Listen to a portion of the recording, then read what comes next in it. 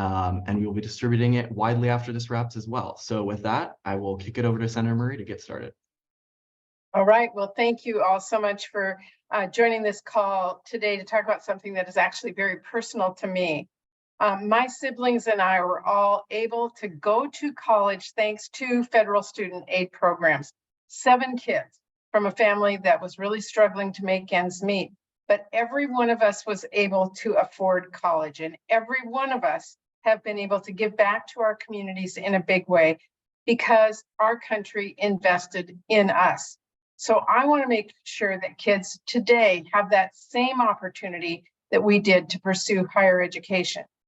Today, one of the first steps many kids take to make that dream a reality is filling out the FAFSA. Now, there is no reason for that to be a huge headache, but for years, a very complicated and cumbersome financial aid process has turned what should be just a first step on the path to higher education into the first stumbling block for too many of our students. And unfortunately, this has been especially clear in Washington State, where FAFSA completion rates are well below the national average. Less than half of our seniors completed the FAFSA in recent years. That is a big red flag for our student aid system. It's not just that our FAFSA process is working poorly, it's practically missing the whole point. The FAFSA must be a tool that expands access to higher education, not a barrier that prevents qualified students from getting the financial aid they need to go to college. We have to be opening the doors to higher education as wide as we can, which is why I'm very proud to have led the negotiations to pass into law the FAFSA Simplification Act, which simplifies the FAFSA form significantly and expands eligibility so many more students can get more aid. I wish it could have been rolled out sooner, but I'm really glad that the reforms I fought to secure are now getting implemented. And I'm going to be watching very closely to make sure this goes smoothly and we are making life better for our students. Some of the changes I fought hard to get done have already taken effect for this current cycle, including restoring Pell Grant eligibility for students who are incarcerated, who've been defrauded by colleges, or who have drug-related offenses. Now I'm really glad that these students are now able to access aid and begin to continue their education. And now the rest of the reforms that I negotiated are starting to take effect as well. The new, simple, streamlined FAFSA will be available by the end of the year. This is a huge step forward. In addition to simplifying the process, it will also update the financial aid formula to link family size and the federal poverty level. Now, someone who came from a big family that hit hard times, that was especially important to me. These are some huge, straightforward changes, but they're going to make a huge difference for our students. They will mean fewer headaches over paperwork and more aid reaching more people. With this new FAFSA, a student who started their application when this call began could be done before it's over. In some cases, applicants will go from having to answer over 100 possible questions to fewer than 20.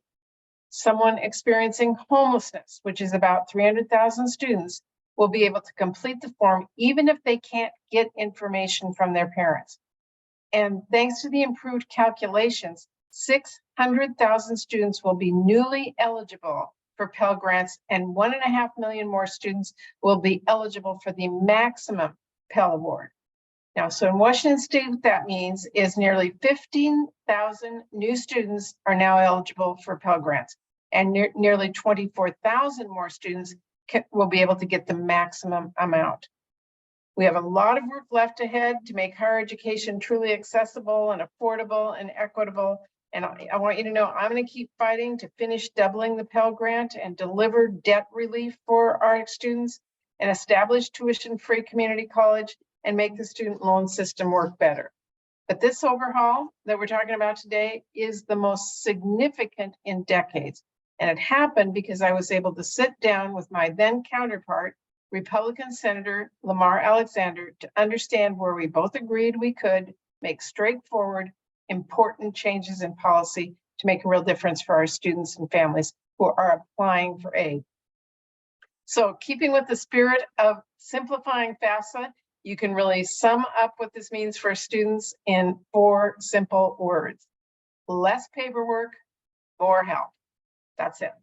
But I know you all want more details on this too, and I'm really excited to have an expert here with me today who can shed more light on these changes and how they're going to make life easier for our students. So I'm going to turn it over to Becky Thompson. She is the Director of Student Financial Assistance at the Washington Student Achievement Council. Becky, thank you for joining us today. Thank you, Senator Marie. I join you today with just so much gratitude for your tireless work and leadership on FAFSA simplification legislation, as well as a call to action to really implement with fidelity. Simplifying the FAFSA is a critical strategy to addressing post-secondary access in Washington. Nationally, students who complete a financial aid application are 84% more likely to enroll in post-secondary education, and that rate is even higher for students from lower income families. And yet we know, as Senator Marie stated, historically FAFSA completion has been a very high barrier for many families for far too long. The new and simplified FAFSA is a real opportunity. It is not just a simplified form. It will mean more access to more financial aid for many more students. What I'd like to briefly share today is a high-level overview of some of those changes that students will see, what it means for Washingtonians, and steps that students and their families can take now to prepare for the launch of the new FAFSA. So what has changed? And this has been alluded to a little bit, but fewer questions on the form, and applicants are only going to see the questions that are for their specific role. So students will only see student questions, parents will only see parent questions. Federal student aid estimates that some applicants will be answering less than 20 questions, taking less than 10 minutes. The FAFSA will also have a direct connection to information, income information from the IRS, from the tax return of those completing a FAFSA. Applicants will be consenting to using IRS tax information, which means families don't need to enter that kind of complicated pieces manually. But I also want to note that a student doesn't need to file taxes. There are many reasons why a student might not file taxes to be considered for financial aid. So consent is required, but filing taxes is not, in terms of being able to access financial assistance. I'd also just add that some applicants that have filed a FAFSA previously might notice some change in some terminology. So most notably is this language around a FAFSA contributor. This refers to who needs to complete questions or sections on the FAFSA.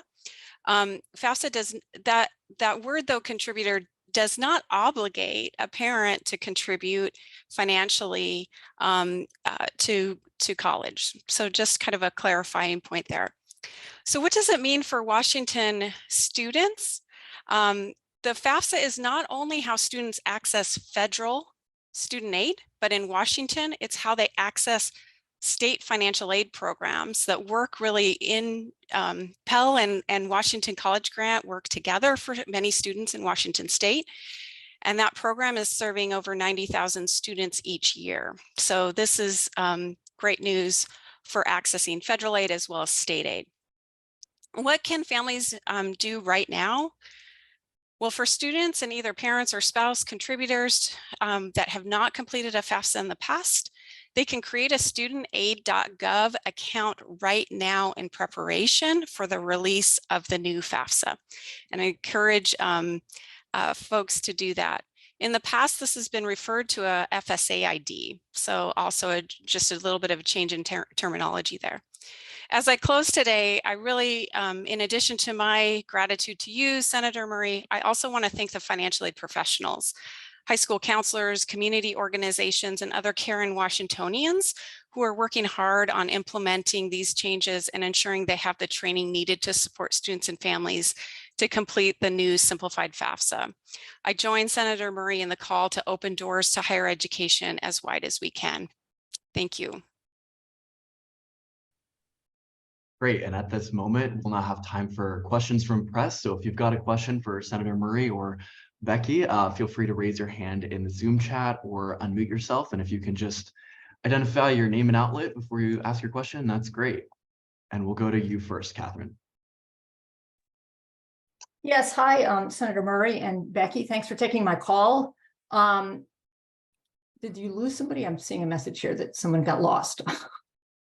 I think we're all set here. Yep. Okay, good. So my question is, I have always been really fascinated why the state of Washington ranks so low compared to other states. And I wondered if either of you have any insight as to what is Washington not doing well enough, or what are other states doing better?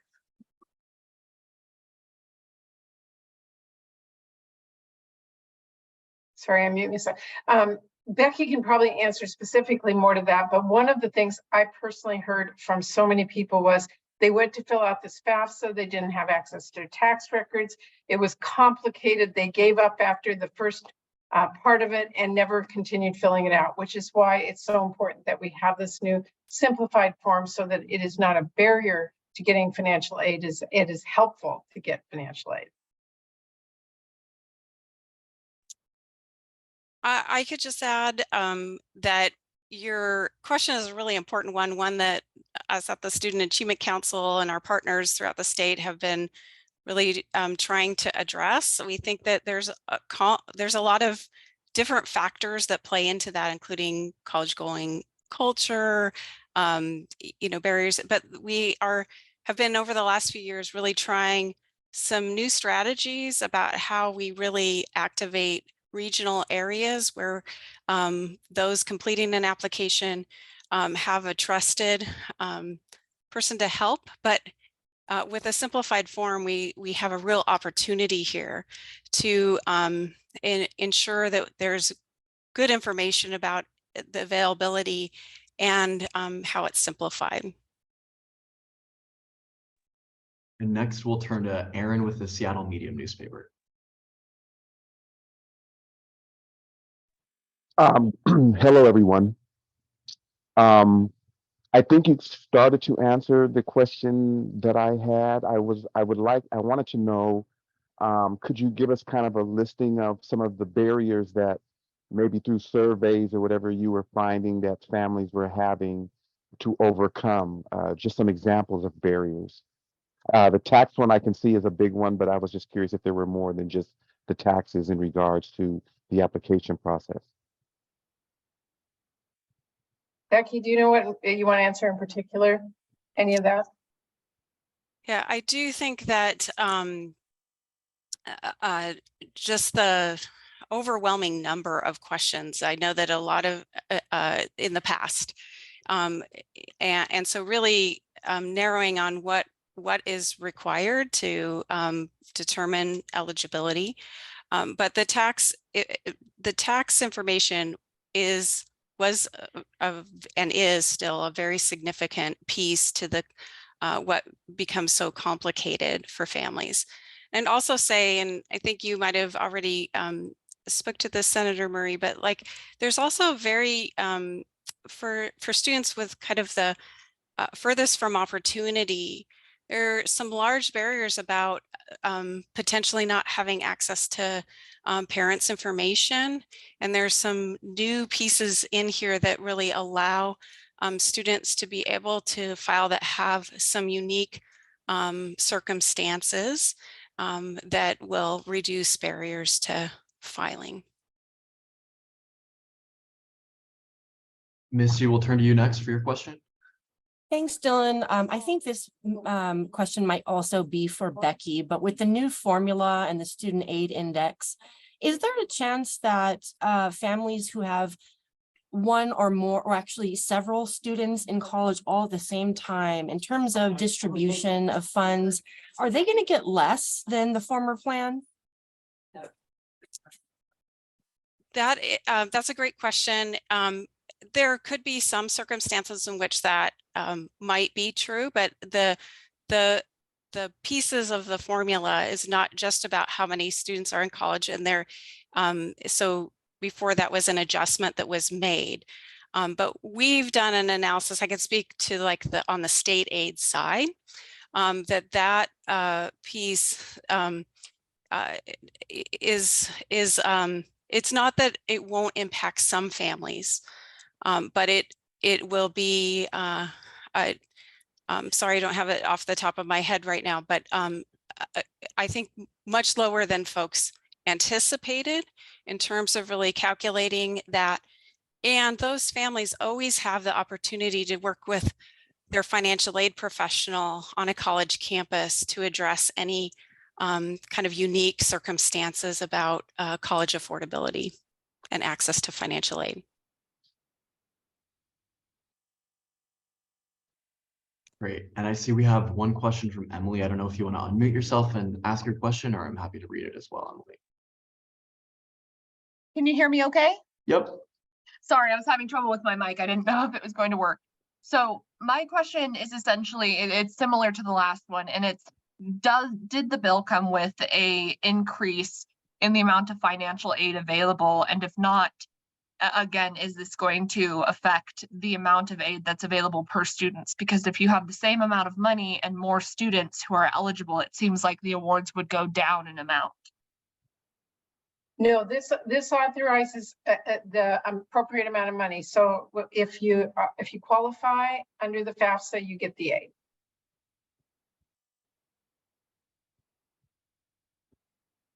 I think we've got time for one last question. Catherine, I see that you had another one. If you want to unmute and ask your question, that's great. Yes, I'm sorry if I missed this, but is there a date when the FAFSA form will go live at this point? And are you concerned that it's coming out so much later than it, in normal years it would already be live by now? Is there a concern that kids just aren't getting enough time to fill this thing out and kind of make these decisions about whether they can go to college or not? Catherine, good question. And I've been pushing the administration as hard as I can to get this out as quickly as possible. And I thought it was up to me, it'd be easier, but it took them a while to write the rules and regulations and do the form in a way that worked. So I'm celebrating the fact that we're here now. As to whether or not this will impact students' ability to get financial aid for next year, Becky can probably answer better than I, but I'm glad it is finally out. Yeah, I would just say it's not going to ultimately impact those receiving aid. I think what we will and do anticipate is kind of a delay in when they might have heard about their financial aid that they're eligible for. But again, this these changes are going to mean more dollars in terms of federal and state financial aid for more Washingtonians. Not seeing any further questions here, so I think we'll go ahead and conclude today's call. Thanks again, everyone, for joining. And again, we will be sending out the recording of this shortly after. Thanks again. Thank you, everyone. Thanks, Becky. I really appreciate it. Thank you. Take care. Thank you.